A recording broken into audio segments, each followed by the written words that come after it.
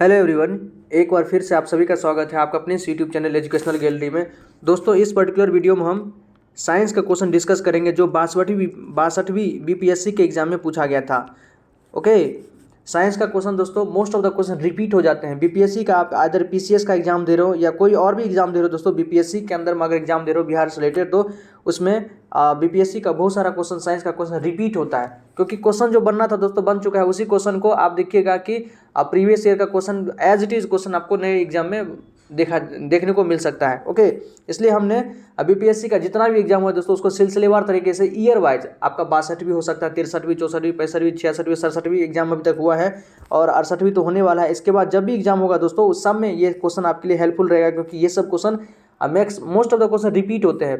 15 से 17 क्वेश्चन आपको previous year से देखने को मिल जाएंगे यदि आप ने कभी एनालिसिस किया होगा अच्छे से। और लोग भी बोलते हैं कि किसी अच्छे शिक्षक से पढ़िएगा तो कहते हैं कि बीपीएससी का बहुत सारा क्वेश्चन प्रीवियस ईयर से रिपीट होता है। इसलिए साइंस का फिजिक्स, केमिस्ट्री, बायोलॉजी का सारा क्वेश्चन दोस्तों हम अच्छे से यहाँ पर आपको एक तो क्वेश्चन डिस्कस करेंगे और उसको अच्छे से कंसेप्चुअली भी बताएंगे, ताकि आपको चीज़ें याद रहे लंबे समय तक, आप कंसेप्ट के थ्रू उसको सॉल्व कर पाएंगे। ओके, रटना नहीं है दोस्तों, आप अच्छे से कंसेप्ट के थ्रू उसको याद कर पाएंगे।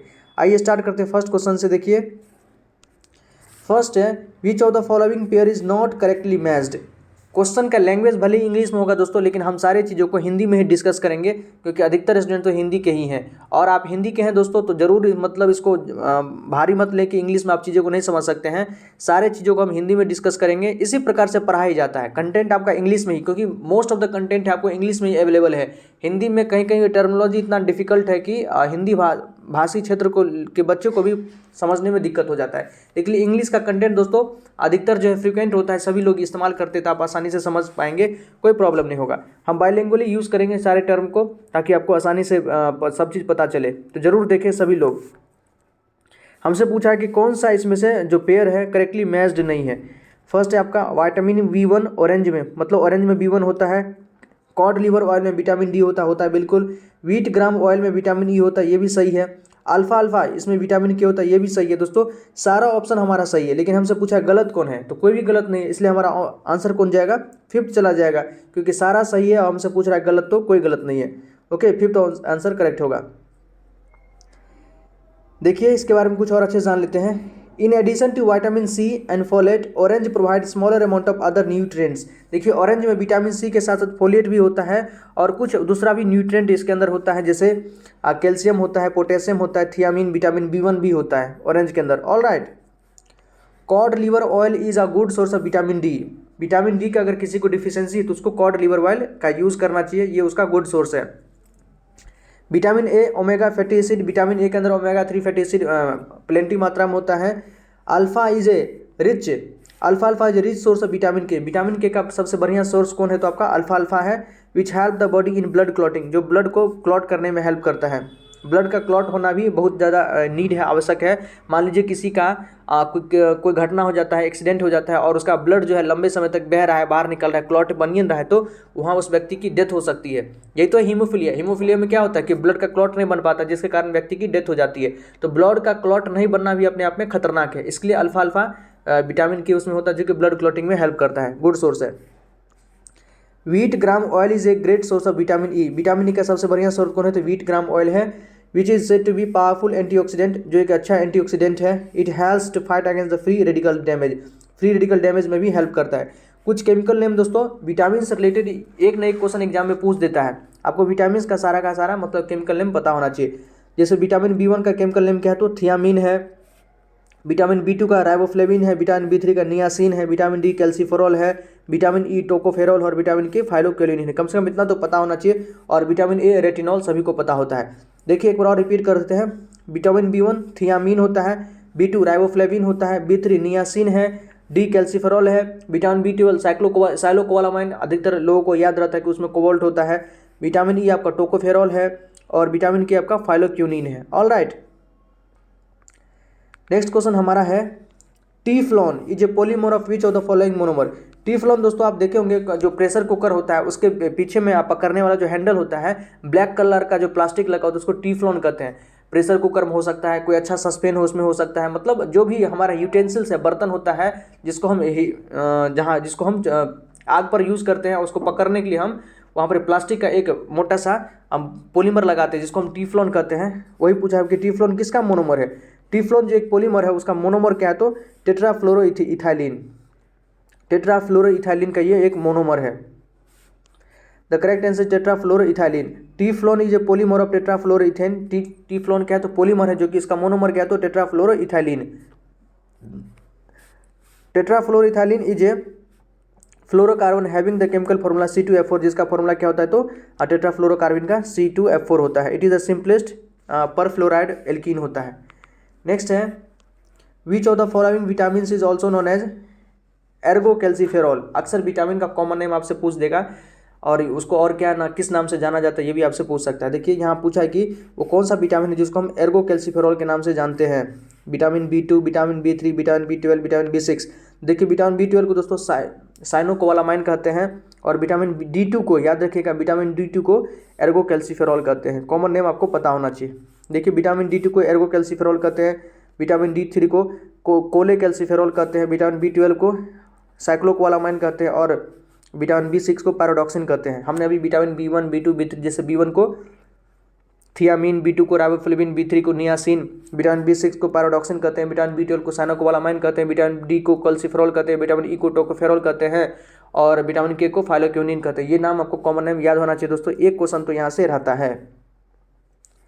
कुछ और नाम देखिए, एक और कॉमन नेम देख लेते ताकि आपको सारी चीज़ें यहीं पर ध्यान हो जाए। Vitamin A retinol, B1 thiamine, B2 riboflavin, B3 niacin, B6 अभी देखे थे पैराडॉक्सिन, B5 होता है pantothenic acid, vitamin C ascorbic acid, vitamin D calciferol, D2 को क्या कहते हैं दोस्तों, एर्गोकैल्सिफेरॉल कहते हैं और विटामिन D3 को कोलेकैल्सिफेरॉल कहते हैं। विटामिन E आपका टोकोफेरॉल हो गया और विटामिन K आपका फाइलोक्विनिन हो गया। नेक्स्ट क्वेश्चन हमारा विच of the following pair is not correctly matched. यहाँ भी आपसे पूछा कि इसमें से कौन जो है गलत दिया हुआ है या करेक्टली मैच्ड नहीं है। तो रेटिनॉल, जीरोप्थेल्मिया बिल्कुल सही है।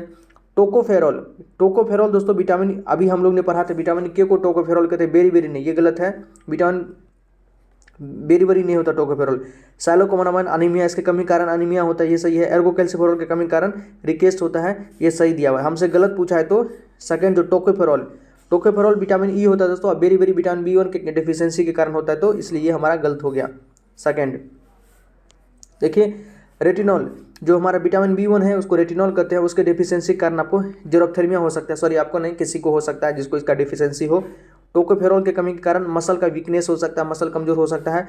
साइलाकोबालामाइन के कारण परनीसिस अनीमिया हो सकता है और एर्गोकैल्सिफेरॉल के कारण किसी व्यक्ति को रिकेस्ट हो सकता है। ऑलराइट,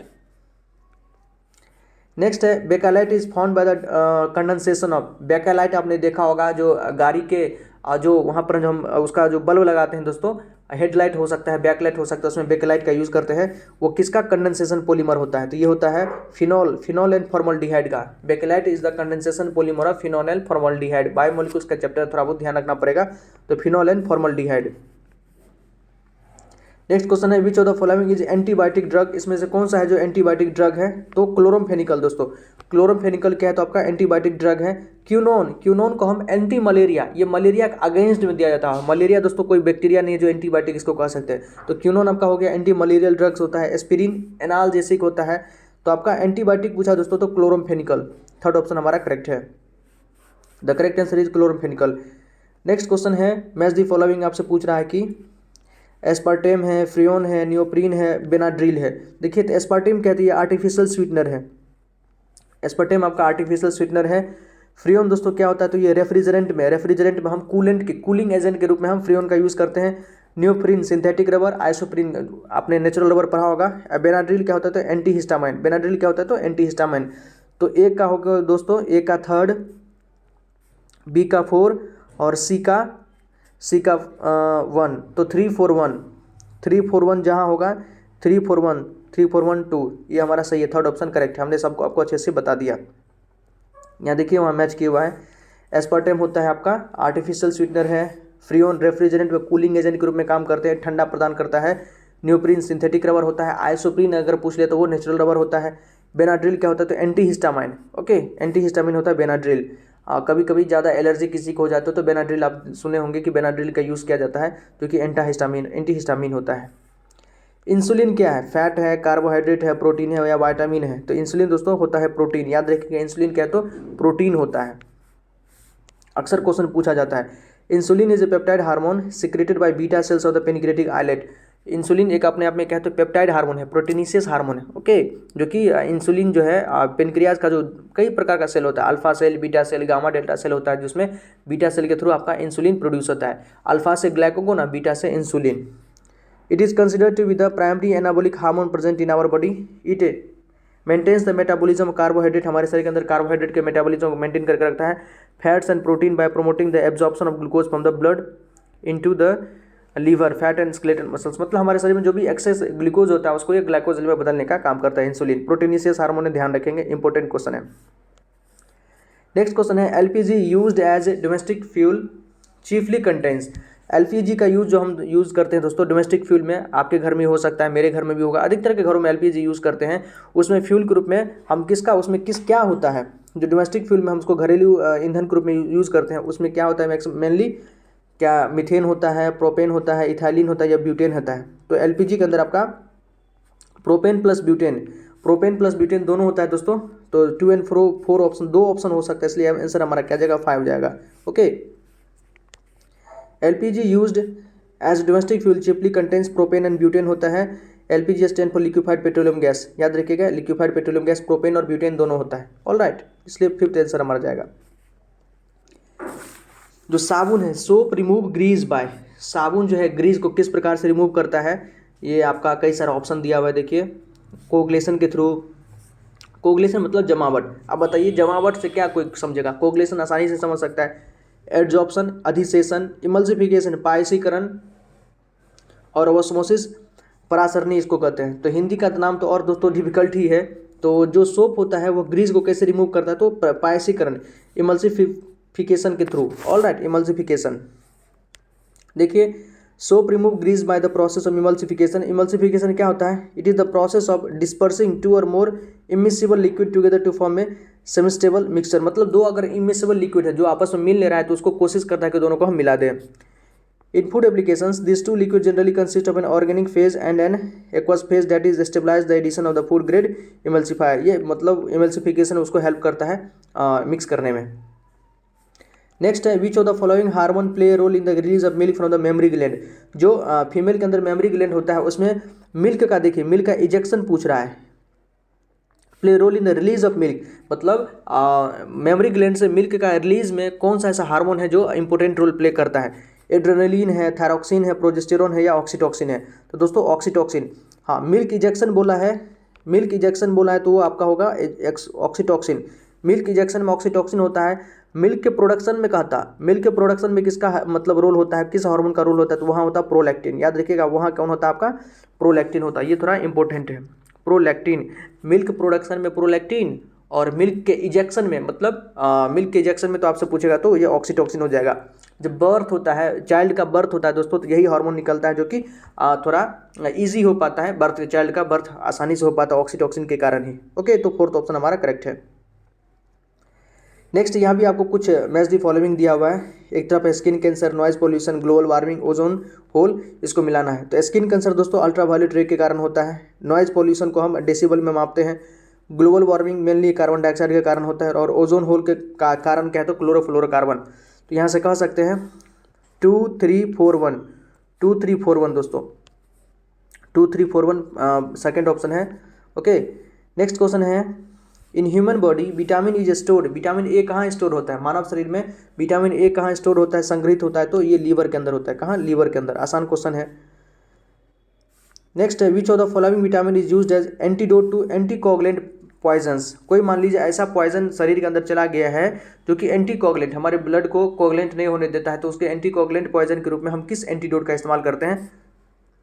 तो कोगुलेंट जब भी आ जाए दोस्तों आपका विटामिन के मन में आना चाहिए। विटामिन के, इसको कहते हैं एंटीकोगुलेंट, ओके, विटामिन के। देखिए vitamin K is used as antidote to anticoagulant poison. जो भी एंटीकोगुलेंट पॉइजन होता है उसमें एंटीडोट का काम कौन करता है, तो आपका विटामिन के होता है। विटामिन के एक्चुअली एक ग्रुप ऑफ कंपाउंड होता है। The most important of this compound appear to be vitamin K1 and K2। Vitamin K1 is obtain from leafy green and some other vegetables. Leafy green vegetable से आप vitamin K1 ले सकते हैं। K2 is group of compound largely obtain from meat. अगर vitamin K2 लेना है तो meet, cheese and egg से आप इसको सिंथेसाइज कर सकते हैं। नेक्स्ट क्वेश्चन है आयोडाइज्ड साल्ट कंटेन, आजकल तो सभी लोग आयोडाइज्ड साल्ट ही यूज़ करते हैं। तो उसके अंदर क्या होता है, हम जब कोई नमक का चाहे टाटा का नमक खरीदिए, रिलायंस का खरीदिए या किसी और ब्रांड का खरीदिए, नमक जो दोस्तों खरीद के लाते कहता है कि हाँ आयोडीन है इसमें, बिल्कुल आयोडीन है। तो आयोडाइज्ड साल्ट कहने का मतलब, इसका मतलब ये नहीं कि सिर्फ उसमें आयोडीन है, उसमें क्या होता है पोटासियम आयोडीन, ये सारा मिनरल उसके अंदर होना चाहिए, एलिमेंट होना चाहिए जो हमारे शरीर में मेटाबॉलिज्म में बहुत सारा इंपॉर्टेंट रोल प्ले करता है। तो उसके अंदर होता है पोटेशियम आयोडाइड। फोर्थ ऑप्शन हमारा करेक्ट है।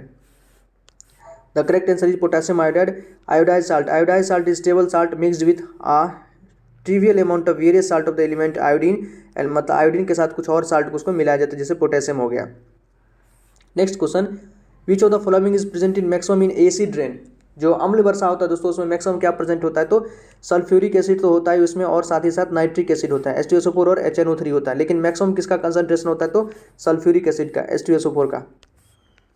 थर्ड ऑप्शन हमारा करेक्ट है। Okay, sulphuric acid.